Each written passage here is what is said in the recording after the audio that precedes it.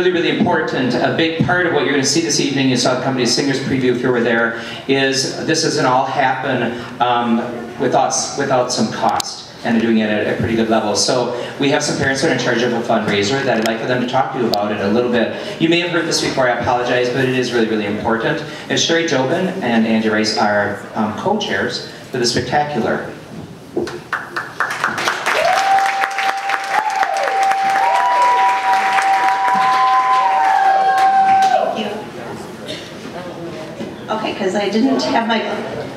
Because I didn't have my glasses on the first time I did this. I better put them on.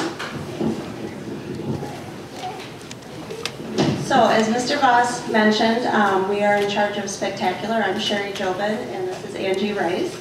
This is going to be the 20th anniversary of Spectacular, and this year we have 11 schools and 20 show choirs coming. In order to do that and to have a venue of that size, we need lots of help. And I'm going to have Mr. Hoffman start the video that we put together that just basically kind of shows you how we transform the school.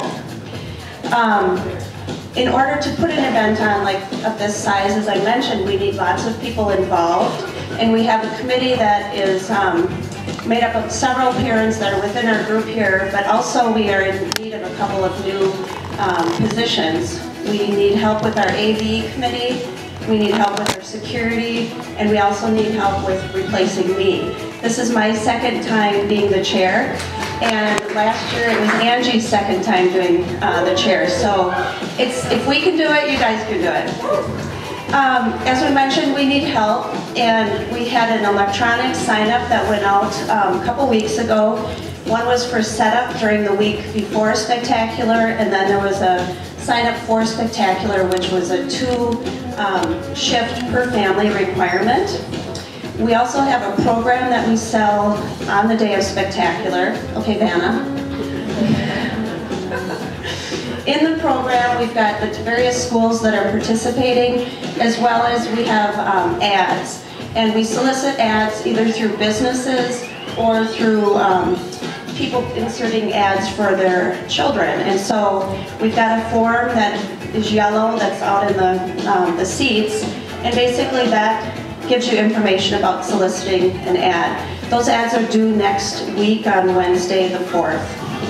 One other thing I wanted to mention as far as the setup is we have what's called our Wall of Fame, where we have all of the students that are participating in the show choirs have pictures, 8 by 10 pictures, and we have one of each of the students that are participating. And so Lisa Morshinsky, where is she? There she is. She will be gathering those, and so start thinking about taking pictures of your students when you're at the competitions to get that sent into her. We also have sales, and Fran Davis is in charge of that. She has stuff out in the comments, so she's selling buttons and bling. And she also has t-shirt orders. Now you'll be getting an email about ordering those t-shirts. The t-shirts are for the students, and they're also for parents to wear on the day of Spectacular. So if you have any questions, please come out and see us after the preview. Otherwise, enjoy the show.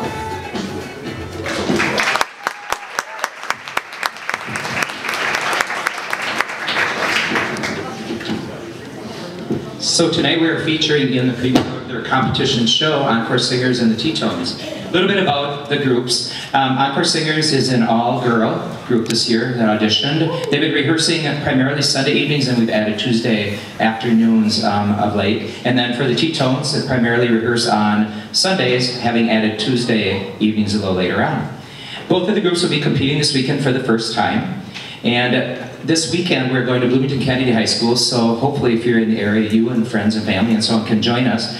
Encore is at 9 o'clock. The T-Tones are around 11 o'clock, and then later on in the afternoon, second to the end I believe, will be company of singers. So we'd love to have you there. There's some things that we'd really like to ask for you to do. First of all, if you have a child in one of these groups, we need for them to be ready to leave Saturday morning at 6 o'clock. We'll be out back, the school buses, and we'll be taking those down to Bloomington Kennedy.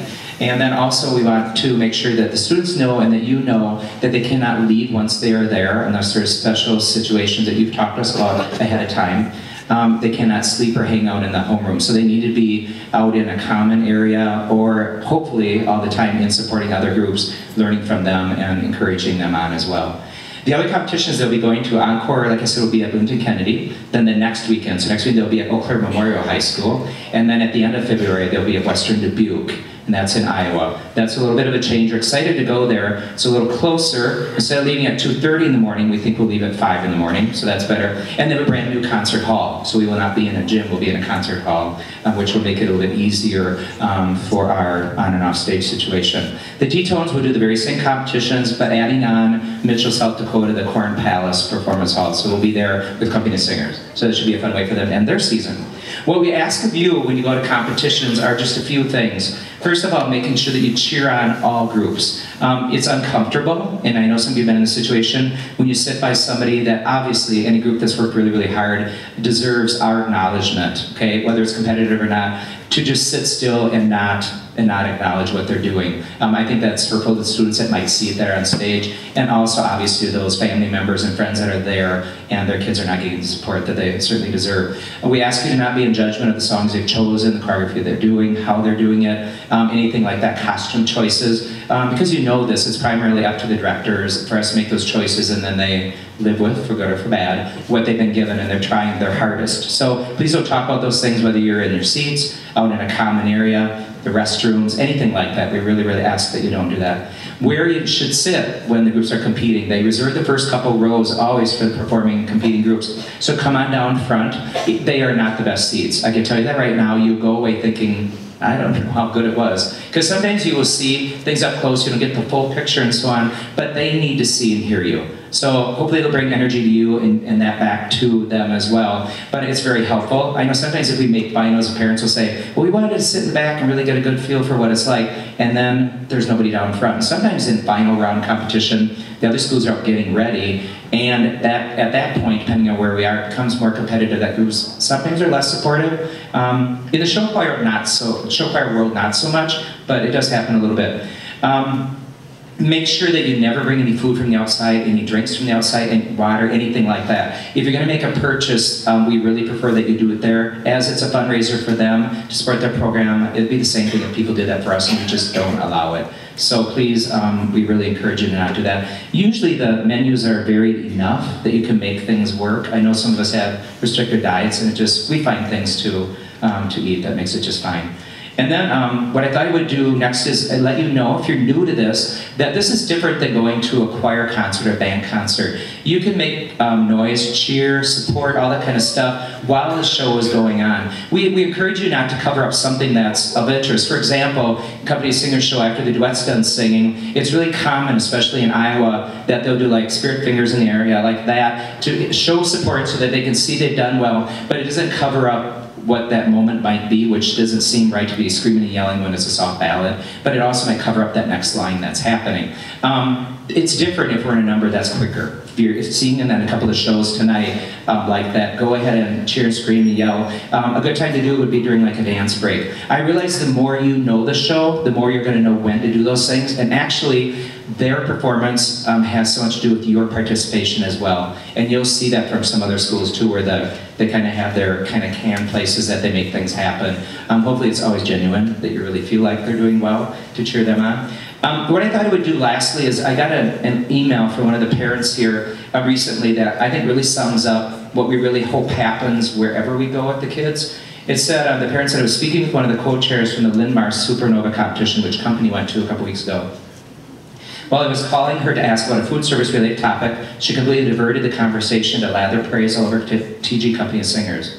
She was extremely complimentary of the entire group, specifically talking about how they were the only choir to have representation at virtually every other performance, cheering every choir on, and sincerely being supported by the other schools. She also mentioned that throughout the day she consistently saw company members authentically interacting and engaging with kids from other choirs, something she said she hadn't seen many other years before or other choirs doing. Lastly, the parent talked about how several of the volunteers during the day told her how polite, appreciative the Company Singer members and TG members were as they interacted in food lines, were being given directions, or as they were just walking down the halls. And it's really common for us to leave a fast food restaurant, a sit-down restaurant, the hotel, a dining area in a hotel, a rest area. Our bus drivers will say we're the favorite group that they drive for. We're really, really proud of how well we do, but this is worth more than anything. And I appreciate that your students, your children, and so on are so giving in that way, but also you've taught them well, and I do appreciate you sending them to them like us, and then we all together try to get them all ready to go into the world, and they do well. We're really excited and proud. Lastly, I'm going to introduce the staff that has put this all together because I don't do it alone. We've got some student helpers here. They're seniors that helped out with Encore Singers. We have Raina Morano, Tammy Anderson, Robert Doon, and Damien McCox. So we have all of them up here. Thanks, guys. And then, like I said, I don't do this alone. I don't know if Bryce is around. Yeah, here's Bryce. Bryce helps out with all three of the show choirs. So he's the other right-hand man. He's our choreography specialist, so he can really do it all. Mary Falstrom, a graduate of this program and now a Spanish teacher here, also is assisting with Encore Singers. So we're so happy to have them helping out. Our band directors, we have Mr. Tim Hoffman that works with the E-Jams, the all-girl band. And then our student leader for the Encore Singers band is PJ Case. He is his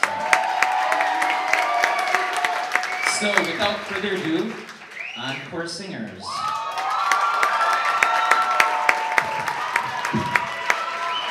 Way to go, band!